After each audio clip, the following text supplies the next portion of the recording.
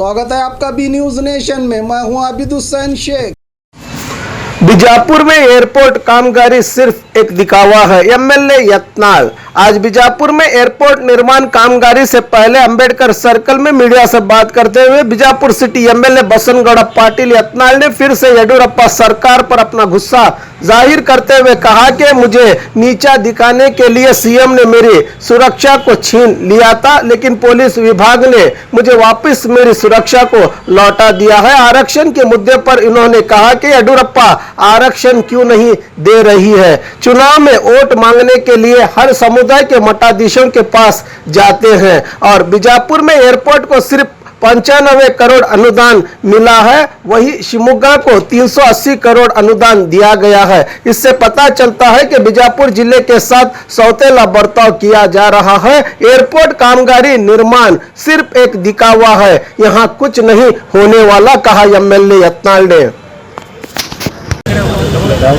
येडियुरप्पनವರು ಮುಖ್ಯಮಂತ್ರಿ ಆಗಲಿಕ್ಕೆ ಹೋರಾಟ ಮಾಡಿದ್ರು, ಆದರೆ येडियुरप्पನವರು ಹಾದಿನೇ ಬಿಟ್ಟು ಹೋಗ್ಬಿಟ್ಟಾರ। ಇಡೀ ಕುಟುಂಬನೇ ಇವತ್ತು ಲೂಟಿ ಮಾಡ್ಲಕ್ಕೆ ಏನು ಮಾಡ್ತೀರಿ ನಾವು? ನ ಕಾಮುಂಗ ನ ಖಿಲಾವುಂಗ, ಇದು ನಮ್ಮ ದೇಶದ ಪ್ರಧಾನಮಂತ್ರಿಗಳ ಘೋಷವಾಕ್ಯ। ಅವರ ಪ್ರಧಾನಮಂತ್ರಿ ಶ್ರೀ ನರೇಂದ್ರ ಮೋದಿ ಅವರು ನಮ್ಮ ಹಿಂದಿನ ಪ್ರಧಾನಮಂತ್ರಿ ಶ್ರೀ ಅಟಲ್ ಬಿಹಾರಿ ವಾಜಪೇಯಿ ಈ ಪಕ್ಷವನ್ನು ಕಟ್ಟಿ ಬೆಳೆಸಿದ್ದಾರೆ ದೇಶದಲ್ಲಿ। ಇದನ್ನು ಹೋರಾಟ ಮಾಡ್ಲಕತ್ತೀನಿ ನಾನು ಸರ್। ನಾನು ಇವ್ರದ್ದು ಯಾವುದೇ ಶಿಸ್ತು ಕ್ರಮ ತಗೊಂಡಿಲ್ಲ। ಏನಾರ ದಯವಿಟ್ಟು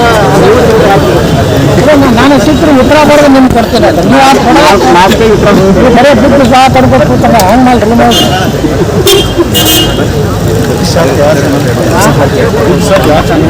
ಮತ್ತೆ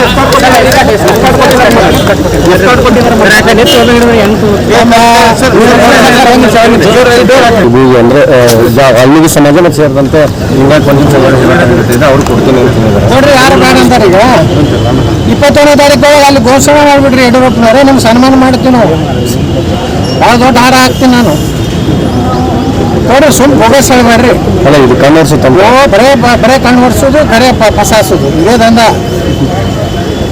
ಪರಿಶಿಷ್ಟ ಜಾತಿಗೆ ನಮ್ಮ ಇವ್ರಿಗೇನು ಹಾಲು ಮತದವ್ರು ಕೊಡ್ರಿ, ಆದಿ ಬಣಿಜ್ಗರು ಪಂಚಮಸಾಲಿ 2 ಸೇರಿಸ್ತೀನಿ ಅಂತೇಳಿ ಅವರು ಘೋಷಣೆ ಮಾಡಿದ್ರು। ಗುಲ್ಬರ್ಗಾದ ಉಪಚುನಾವಣೆಯಲ್ಲಿ ಮುಖ್ಯಮಂತ್ರಿಗಳಿಗೆ ಯಡಿಯೂರಪ್ಪನವ್ರು ನಾನು ನೆನಪು ಮಾಡ್ಕೊಡ್ತೀನಿ, ಆದಿ ಬಣಿಜರ ಸಮುದಾಯ ಪಂಚಮಸಾಲಿ 2 ಕೊಡ್ತೀನಿ ಅಂತ ಘೋಷಣೆ ಮಾಡಿ ಸನ್ಮಾನ ಮಾಡ್ಕೊಂಡಿದ್ದಾರೆ ಚಂದ್ರಶೇಖರ್ ಪಾಟೀಲ್ ಮಗನ ಕಡೆಯಿಂದ। ಇವತ್ತು ಎಲ್ಲಿ ಹೋಯ್ತು? ಅದನ್ನ ಯಾಕೆ ಮಾಡಲಿಲ್ಲ? ಇವತ್ತು ಹಾಲು ಮತದಾರರಿಗೆ ಕೊಡಬೇಕಾಗಿತ್ತು, ಅಲ್ಲಿ ಇದರಿಂದ ಪರಿಶಿಷ್ಟ ಪಂಗಡದ ಪರ್ಸೆಂಟೇಜ್ ಏರಿಸ್ಬೇಕು, ಅದರಲ್ಲಿ ಹಾಲು ಮತ ಸೇರಿಸ್ಬೇಕು। ಉಳಿದ ವೀರಶೈವ ಲಿಂಗಾಯತರ ಬೇಡಿಕೆಯನ್ನು ಇಟ್ಟಿದ್ದಾರೆ ಮಠಾಧೀಶ, ಅವರಿಗೂ OBC ಸೆಂಟ್ರಲ್ ಕಡೆ ಡಿಪ್ಲೊಮಾ ನೋಡೋದ, ಇದು ಹೇಗೆ ಸೇರಿಸೋದು ರಾಜ್ಯದ ಮುಖ್ಯಮಂತ್ರಿ ಕೈಗಿದೆ। ಇವತ್ತೇ ಮನಸ್ಸು ಮಾಡಿದ್ರೆ ಕೊಡ್ಬೋದು, ಆದ್ರೆ ಇನ್ನಾತನ ಜೀವ ಆಗಿಲ್ಲ। ಬರೀ ಒಂದು ಲೆಟರ್ ಕೊಟ್ಟು ಕಳಿಸ್ಯಾರ, ಲೆಟರ್ನಿಂದ ಹಿಂದುಳಿದ ಶಾಶ್ವತ ಹಿಂದುಳಿದ ಆಯೋಗ ಕಾರ್ಯವನ್ನು ಪ್ರಾರಂಭ ಮಾಡ್ಲಿಕ್ಕೆ ಆಗೋದಿಲ್ಲ। ಎಲ್ಲಾನು ಭಾಳ ಕುತಂತ್ರದ ಇವರಿಂದ ವಿಜೇಂದ್ರ ಮುರುಗೇಶ್ ನಿರಾಣಿಯು ದೊಡ್ಡ ಸಂಚ ನಡೆಸ್ಯಾರ ಈ ಸಮುದಾಯವನ್ನು ಮುಗಿಸಬೇಕು। ನಿನ್ನೇನು ಯಡಿಯೂರಪ್ಪ ಅವರು ಹೇಳಿಕೆ ನೀಡಿದ್ರು, ಅದರೊಳಗಡೆ ಕುರುಬ ಸಮಾಜವನ್ನು ಬಿಟ್ಟು ಬರೀ ಕೇವಲ 2 ಸಮಾಜದ ಮಾತ್ರ ಹೇಳಿಕೆ ನೀಡಿದ ನಾನು ಅದೇ ಅದು ಈಶ್ವರಪ್ಪನವ್ರ ಸಿಟ್ಟಿನಿಂದ ಅಲ್ಲಿ ಬಾಪ ಹಾಲು ಮತದವ್ರಿಗೆ ಈ ವಾಲ್ಮೀಕಿ ಸಮಾಜದವ್ರು ಹೇಳ್ತಾ ಇದ್ದಾರೆ, ಅವ್ರು ಕೊಡ್ರಿ, ಯಾರು ಬೇಡ ಅಂತಂದ್ರೆ ನಾವು ಹೇಳೋದು ಎಲ್ಲ ಸಮುದಾಯಕ್ಕೆ ಕೊಡ್ರಿ। ಅವ್ರು ಮಂತ್ರಿ ಆಗೋದಕ್ಕೆ ಸಲುವಾಗಿ ಸಮಾಜದ ಕಟ್ಟೆ ಅವರು ಹೇಳಿದ್ರು, ಸಂವಿಧಾನದ ಆಶಯದಂತೆ ಶೋಷಿತರ ದಲಿತರ ಶೈಕ್ಷಣಿಕವಾಗಿ ಹಿಂದುಳಿದ ಆರ್ಥಿಕ ಹಿಂದುಳಿದವರಿಗೆ ಮೀಸಲಾತಿ ಸಿಗಬೇಕು ಅಂತ ಹೇಳಿದ್ದಾರೆ। ಇದಕ್ಕೆ ಶೋಷಿತ ವರ್ಗಗಳಿಗೆ ಕೊಟ್ಟಂಥ ಮೀಸಲಾತಿ ಅದರ ಶೇಕಡ ಏನೋ ಹೆಚ್ಚು ಮಾಡೋಣ ಅಂತ ಅದರಲ್ಲಿ ನಮ್ಗೆ ಭಾಳ ಅಸ್ಪೃಶ್ಯ ಜನಾಂಗ, ಸಾವಿರಾರು ವರ್ಷಗಳಿಂದ ತಿಳ್ಕೊಳ್ಪಟ್ಟಂಥ ಜನಾಂಗಗಳಿಗೆ ಕೊಡುಗೆ ಮೀಸಲಾತಿ ಬಗ್ಗೆ ಯಾರಿಗೂ ಇರೋದಿಲ್ಲ। ಅವ್ರಿಗೆ 18% ಇದ್ದಿದ್ದ ನಾವು 21 ಮಾಡ್ರಿ ಅಂತ ಹೇಳೋ ಅಂತ ಇದ್ರೊಳಗೆ ನಾವು ಅದೀವಿ। ಈಗೇನು 15% ಪರಿಶಿಷ್ಟ ಜಾತಿ, 3% ಏನು ನಮ್ಮ ST ಇದೆಯಲ್ಲ, ಅದನ್ನು SCಗಳಿಗೆ 18 ಮಾಡಿರಿ, ಇವ್ರಿಗೆ 7 ಮಾಡಿರಿ, ಅದಕ್ಕೆ ಯಾರಿಗೂ ತಕರಾರಿಲ್ಲ। ನಾವು ಅದನ್ನು ಕೇಳ್ತಾ ಇಲ್ಲ, ನಾವು ಪರಿಶಿಷ್ಟ ಜಾತಿ ಪರಿಶಿಷ್ಟ ಪಂಗಡ ಮೀಸಲಾತಿ ಕೇಳ್ತಾ ಇಲ್ಲ, ಹಿಂದುಳಿದ ಯಾವ್ದು ಕೇಳ್ತಾ ಇದ್ದಾರೋ ಇದನ್ನು ಬೆಂಕಿ ಹಚ್ಚೋದಾರೆ ನಿರಾಣಿ, ನಮ್ಮ ಅದು ಆಡ್ತಲಾಗಿರಲಿಲ್ಲ।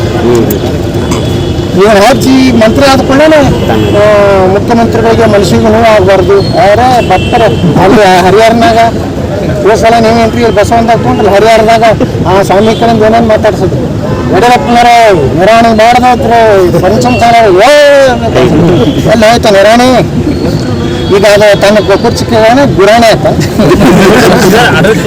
ನೇರವಾಗಿ ಆಡಳಿತ ಪಕ್ಷ ಮಾಡಬಾರ್ದಾ ಜನರ ಪರವಾಗಿ ಹೋರಾಟ ಮಾಡಬಾರ್ದಾ ಹೈಕಮಾಂಡ್ ಹೇಳಿದೆ ಅಂತ ಆಡಳಿತ ಪಕ್ಷದವರು ನೇರವಾಗಿ ಭಾಗವಹಿಸಬೇಡಿ ಅಂತ ಸುಮ್ಮನೆ ನೀವೇ ಹೊಡಿತೀರ ಅನ್ನೋದು ವಿಶೇಷ ಯಾವ ಹೈಕಮಾಂಡದವ್ರು ಏನೂ ಇಲ್ಲ ಹೈಕಮಾಂಡದವ್ರು ಯಾವುದೂ ಹೇಳಿಲ್ಲ ಪಾಪ ಹೈಕಮಾಂಡನ್ನು ಯಡಿಯೂರಪ್ಪ ತನಗೆ ಹಂಗೆ ಬೇಕು ಹಂಗೆ ಉಪಯೋಗ ಮಾಡ್ತಾರೆ ವೀರಶೈವ ಲಿಂಗಾಯತರಿಗೆ ಏನು ಹಿಂದೂಳಿಸಿ OBC ಸೇರಿಸೋದ್ರ ಸಲುವಾಗಿ ಕ್ಯಾಬಿನೆಟ್ನಾಗೆ ಹೈಕಮಾಂಡ್ ಕೇಳಿ ಪರ್ಮಿಷನ್ ತೊಗೊಂಡಿದ್ದ ಒಮ್ಮೆ ಯಾಕಂದ್ರೆ ರಾತ್ರಿ 6 ಗಂಟೆಗೆ ಕ್ಯಾಬಿನೆಟ್ ಎಜೆಂಡಾ ಬರ್ತದೆ ಏನು ವೀರಶೈವ ಲಿಂಗಾಯತನ್ನು OBC ಸೇರಿಸೋದನ್ನು ಕೇಂದ್ರ ಸರ್ಕಾರಕ್ಕೆ ಇದು ಮಾಡೋದಿರ್ತದೆ ಮುಂಜಾನೆ 8ಕ್ಕೆ ಅದನ್ನು ಎಜೆಂಡಾದನ್ನು ಹೊರಗೆ ತಗೊಳ್ತೀವಿ ನೀವು ಯಾರು ನಾವು ಕೇಂದ್ರದ ವರಿಷ್ಠ ಮನೆ ಕೇಳಿದ್ರೆ ಅವ್ರು ಪ್ರಧಾನಮಂತ್ರಿ ನನಗೆ ಹೇಳಿದ್ರು ಉತ್ತರ ವಿಧಾನಸೌಧದ ಏನು ಹೇಳಿದ್ರು ಇಲ್ಲ ನಮ್ಮದು ರಾಷ್ಟ್ರೀಯ ಪಕ್ಷ ನಮ್ಮ ಪ್ರಧಾನಮಂತ್ರಿಗಳನ್ನ ರಾಷ್ಟ್ರೀಯ ಅಧ್ಯಕ್ಷನ ಗೃಹ ಮಂತ್ರಿಗಳನ್ನ ಕೇಳಿ ನಾನು ನಿರ್ಣಯ ಮಾಡೋದು ಅದೇ ನೀವು ಆವಾಗ ನಿಮ್ಗೆ ವೀರಶೈವ ಲಿಂಗಾಯತರದ್ದು OBC ಸೇರಿಸೋಕೆ ಯಾರು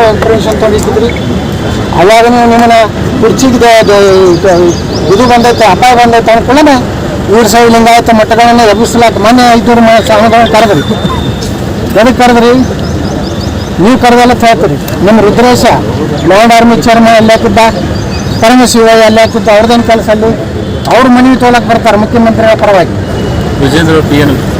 ವಿಜೇಂದ್ರನ ಚೀಲ ಏನೋ ಇವರು ಏನು ತಮಗೆ ಏನು ತಿಳ್ತದೆ ಅದು ಎಲ್ಲ ಇವತ್ತು ನೀವು ಇಲ್ಲಿ ಬಿಜಾಪುರ ಜಿಲ್ಲಾ ಕೆಲವೊಂದು ವೀರಶೈವ ಲಿಂಗಾಯತ ಸ್ವಾಮಿಗಳನ್ನ ಕರ್ಕೊಂಡೋದು ಯಡಿಯೂರಪ್ಪ ಬರೋದು ಎದಕ್ಕೆ ಯತ್ನಾಳಿಂದ ಯಾರು ವೀರಶೈವ ಲಿಂಗಾಯತ ಮಠಾಧೀಶರಿಲ್ಲ ಎಲ್ಲ ಸಂಪೂರ್ಣ ಯಡಿಯೂರಪ್ಪರ ಜೊತೆಗಿದ್ದೀವಿ ಅದಕ್ಕೆ ವಿಜೇಂದ್ರಗೆ ಸನ್ಮಾನ ಯಾಕೆ ಮಾಡಿದ್ರೆ ಅಂತ ಕೇಳ್ತೀನಿ ನಾವು ಇಲ್ಲಿ ಮಠಾಧೀಶರು ನೀವು ಮುಖ್ಯಮಂತ್ರಿಗೆ ಸನ್ಮಾನ ಮಾಡಿರಿ ರಾಜ್ಯದ ಬಗ್ಗೆ ವಿಜೇಂದ್ರ ಹೇಳ್ತಾರೆ ಅವ್ರಿಗೆ ಸನ್ಮಾನ ಮಾಡಿ ಅದು ಎಲ್ಲಿ ನೀವು ವಿಜೇಂದ್ರ ತನ್ನ ಮನೆಗೆ ತಂದಿಟ್ಟು ಶಾಲಾ ಹಾರ ತಾನೇ ಹಾಕ್ಸ್ಕೊಂಡು ತಾನೇ ಚಪ್ಪ ಈ ನಾಟಕ ಕಂಪ್ನಿ ಗುರ್ತಾತ ಅದಕ್ಕೆ ನಮ್ಮ ಎಲ್ಲ ಪಂಚಪೀಠದ ಸ್ವಾಮಿಗಳು ಮೊನ್ನೆ ಹಿಂಗೆಲ್ಲ ಆಗಿ ನಮ್ಮ ವೀರಶೈವ ಲಿಂಗಾಯತರು ಪಂಚಮಸಾಲಿಯರು ಜಗಳ ಹಚ್ತಾಡ್ತೇವೆ ಅವರೇ ಒಂದು ಸಭೆ ಕರೆದು ಏನು ಮಾಡಿದ್ರು ನಾವೆಲ್ಲ ನಾವು ಹಿಂದುಳಿದ ವರ್ಗಕ್ಕೆ ನಮ್ಮ ಬೆಂಬಲ ಐತೆ ಹೇಳ್ಬೇಕಾಯ್ತು ಇದರಿಂದ ಸಮಾಜ ಒಂದಾಯ್ತು ನಾವೆಲ್ಲ ಒಡೆದು ಹೋಗಿದ್ದೀವಿ ವೀರಶೈವರು ಬೇರೆ ಲಿಂಗಾಯತರು ಬೇರೆ ನಮ್ಮ ಎಂಬಿಪಾಲರು ಮಾಡಿದ್ರಲ್ಲ ಲಿಂಗಾಯತ ಬಸವಣ್ಣ ಆಗಿದ್ರು ನಮ್ಮ ವಿಜಯೇಂದ್ರ ಹತ್ರ ಒಂದು ಲಿಂಗ ಪೂಜೆ ಮಾಡ್ಕೊಂಡು ಪುಣ್ಯಾತ್ಮ ಆ ಚಿತ್ರ ಸ್ವಾಮಿ ಹಿಡ್ಕೊಂಡು ಹಿಂಗೆ ಕೊಟ್ಟಾನೆ ಜನ ಮಾಡ್ಕೊತಾರೆ ವಿಜಯೇಂದ್ರ ಪೂಜೆ ಬರೀ ನಾಟಕ ಕಂಪನಿ 10 ಕೋಟಿ ರೂಪಾಯಿ ಖರ್ಚು ಮಾಡಿ ಬೆಂಗಳೂರಿನಾಗ ಲಿಂಗಾಯತ ಏನದು ಹಿಂಗೆ ಹಿಡ್ಕೊಂಡು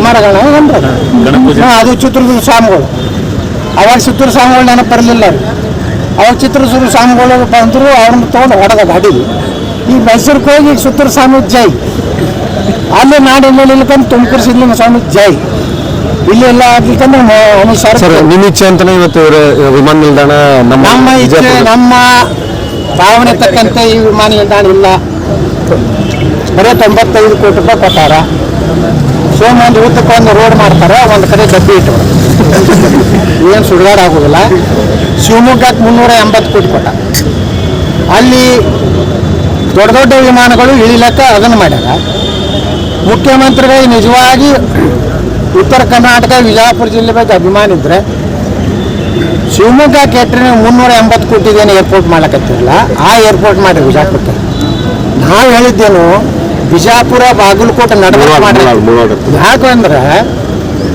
ಬಾಗಲಕೋಟೆಗೆ ಒಂದು 20-30 ಕಿಲೋಮೀಟರ್ ಬರಲಿ ನಾವೊಂದು 20-30 ಕಿಲೋಮೀಟರ್ ಬರಲಿ ಕೂಡಲ ಸಂಗಮ ಸಮೀಪ ಆಗ್ತದೆ ಬ್ರಾಡ್ಗೇಜ್ ಇದೆ ರೈಲ್ವೆ ವಿಮಾನ ಅಲ್ಲಿ ಎರಡು ಜಿಲ್ಲೆ ಕವರ್ ಆಗ್ತದೆ ಈಗ ಇಲ್ಲೇ ಗುಲ್ಬರ್ಗ ಹಾಕೈತಿ 130 ಕಿಲೋಮೀಟರ್ ಒಂದು ಗುಲ್ಬರ್ಗ ಹಾಕೈತಿ ಇದು ಎಷ್ಟು ವೈಬಲ್ ಅನ್ನೋದು ನಮ್ಮದು ಕೆಲವೊಂದು ವಿರೋಧ ಮಾಡಿದ್ರೆ ಅಂತ ಹೇಳ್ತಾರೆ ಇದು ಕಾರಜೋಳ ಸಾಹೇಬ್ರಿಗೆ ಮನಸ್ಸಿಲ್ಲ ಕಾರಜೋಳ ಅವರೇ ನಮ್ಮ ನೇತೃತ್ವ ತಗೊಂಡಿದ್ರು ನಾವು ಎಲ್ಲರೂ ಕೂಡ ಅಲ್ಲಿ ಮಾಡ್ಬೇಕಂತೇಳಿ ಆದರೆ ಒಬ್ಬ ವ್ಯಕ್ತಿ ಎಂದೂ ಜನಪರ ಕೆಲಸ ಮಾಡಲಾರ್ದಂಥ ಒಬ್ಬ ಜನಪ್ರತಿನಿಧಿ ಯಾರು ನೀವು ಬರೀರಿ ನಾಳೆ ಹೊಡಿರಿ ಅದನ್ನು ನೀವು ಹೇಳಿದ್ರು ನಾವೆಲ್ಲ ದಾರಿಗೆ ಹೋಗೋರು ಮಾತಾಡೋರು ಅಂತ ಹೇಳ್ತಾನಲ್ಲ ಅವ ಕೇವಲ ತಂದು ಯಾವುದೋ ಉದ್ದೇಶದಿಂದ ವಿಮಾನ ನಿಲ್ದಾಣಕ್ಕೆ ನಮ್ಮದು ಒಪ್ಪಿಗಿಲ್ಲ ಅದು ಏನಾದರೂ 380 ಕೋಟಿ ಕೊಟ್ಟು ಏನು ಶಿವಮೊಗ್ಗ ಕೆಟ್ಟ ಹಣ ಕೊಟ್ಟರೆ ಅದು ಕೊಟ್ಟರೆ ನೀವು ನಿಜವಾದಂಥ ಉತ್ತರ ಕರ್ನಾಟಕ ವಿಜಯಪುರ ಜಿಲ್ಲೆ ಇಲ್ಲಾಂದ್ರೆ ಪಾಪ ಇದು ಏನು ಮಾಡ್ಯಾರ ಗೊತ್ತಿತ್ತಾನೋ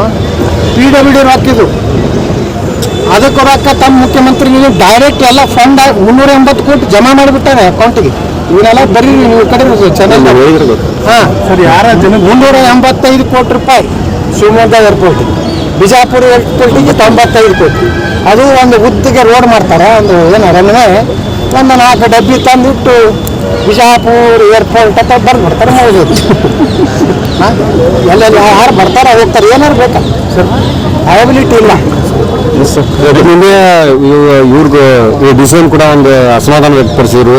ನಮ್ದು ಯಾವುದೂ ಜಮೀನು ಇಲ್ಲ ಅಲ್ಲಿ, ಸುಮ್ಮನೆ ಮುಳ್ವಾಡ ಹತ್ರ ನನ್ನ ಜಮೀನು ಇದೆ ಹಿಂಗೆ ಅಂತ ಆರೋಪ ಮಾಡಿ ಅದಕ್ಕೆ ಪಬ್ಲಿಕ್ ಟಿವಿ ಅವರು ನನ್ನ ಹೆಸರು ಹೇಳಾರ ಯತ್ನಾಳರ ಬಗ್ಗೆ ಅಸಮಾಧಾನ ಆರೋಪ ನಾ ಮಾಡಿಲ್ಲ. ನಾ ಗೋವಿಂದ ಕಾರಜೋಳ ಜಮೀನು ಐತೆ ತಾವೇನು ಪಬ್ಲಿಕ್ ಅವ್ರು ಹೇಳಿದ್ರಿ, ಅದು ನಾ ಮಾಡಿಲ್ಲ. ಪಾಪ ಕಾರಜೋಳ ಊರಿನವ್ರು ಕರೆ. ಆದರೆ ಉಳ್ಕಿದ ರಾಜಕಾರಣಿಗಳು ಜಮೀನು ಅದಾವು, ಇಲ್ಲತ್ ಯಾಕೆ ನೀವು ತೆಗೆದು ತೋರಿಸ್ರಿ. ಬೇನಾಮಿ ಅದಾವ ಅಲ್ಲಿ, ಬಸವನಗೌಡಂದಿಲ್ಲ. ಕೆಲವೊಂದು MLAಗಳು ಅದಾವೆ, ಹಾಲಿ ಮಾಜಿ MLAಗಳು ಅದಾವೆ. ಅವ ಮಾಜಿ ಕೈಗಾರಿಕಾ ಮಂತ್ರಿ ಇದೆ, ಸುಮಾರು 200 ಎಕರೆ ಐತಿ.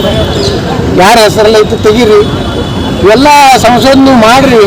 ಭ್ರಷ್ಟಾಚಾರದ ಬಗ್ಗೆ ಸ್ವಲ್ಪ ಹೆಂಗೆ ತುರ್ತು ಪರಿಸ್ಥಿತಿ ಈಗ ಹಾಕೋ ಮಾಧ್ಯಮದವರು ಸಾಫ್ಟ್ ಆಗಿರ್ತಾರೆ. ರಾಜ ಹುಲಿ ಅಥವಾ ವರ್ಣ ಮಾಡಿದ್ರಾಗೆ ನಮ್ಮ ಜೀವನ ನಿಮಗೇನಾಗತ್ತೆ ಅನ್ನೋ ಗೊತ್ತಿಲ್ಲ.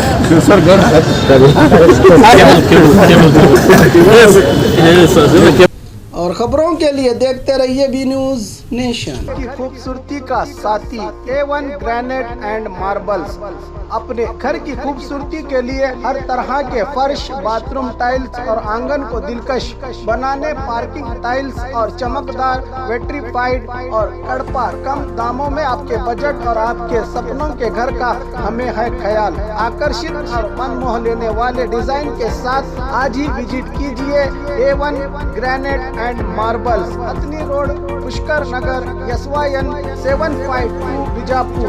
मोबाइल संख्या 8073639921 7411651430 पर।